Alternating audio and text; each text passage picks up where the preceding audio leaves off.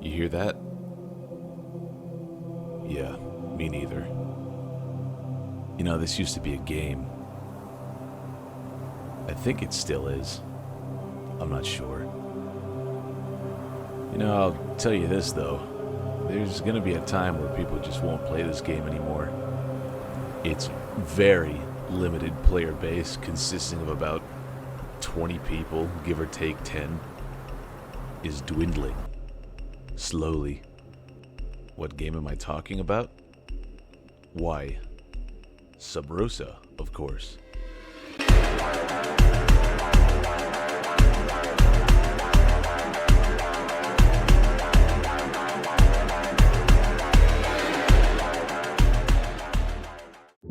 So, what is this game? Well, if I had to put it to you bluntly, think of it as a business simulator, but your manager just handed you an AK-47 and said, "Go on, make me money." Shootouts, car chases, ripping people off, it all goes hand in hand here in this hellhole. But, you know, this game isn't nearly what it used to be. This game used to be filled with people. I remember when world servers were full of just different people and different mental disorders at that, I'll admit. But it does nothing but just spark a question. What happened to this game? Now, I have never seen anything like this game before. It's all physics-based. There's no animation in it whatsoever. I mean, the more I think about it, I'm pretty sure this game was the first of its kind ever. So to figure out what exactly happened to this game, if we can call it that, we're gonna have to rewind as early as 2012, when the game's idea was initially put to paper in a way. According to the fandom wiki page for Subrosa, Subrosa was originally created for the 7-day FPS game jam in 2012. That's what started the initial thought that this might have potential, and shortly after that, development started. And we got one of our first versions of the game, which was Alpha 21, seen here, in a video by an Afro Morello. This clip always fascinated me because we could see NPCs actually driving the cars in this game.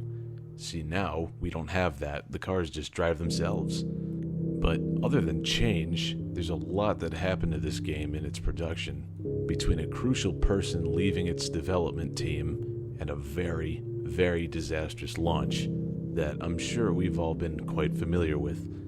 The man that left was a man by the name of Brandon Chung. He was more responsible for the physics department in Cryptic Sea's game, and in around 2020 he decided to depart from his development in Subrosa to work on some of his other personal projects. It is to say that without a doubt things started going downhill from there. Shortly after his departure, an alpha came out that made the game extremely unplayable.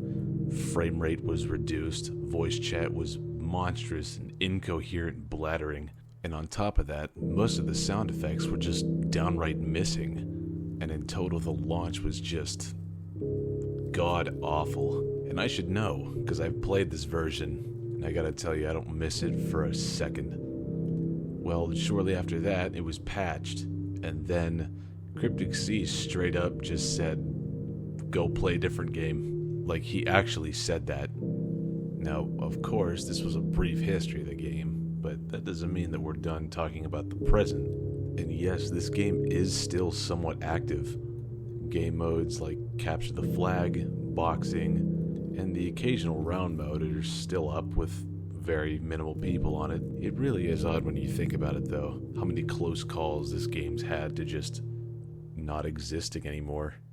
Will it die soon? Maybe. Will it keep going on and have the same 30 people playing on it? I wouldn't put it past me. But until that happens, I'm going to keep pumping out as many videos of this game as I possibly can, sitting there like a cameraman filming a guy bleeding out. But for now, thanks for watching. You can probably expect a few videos coming out sooner or later. Or not. I don't really know. See you in the abandoned city of Subrosa.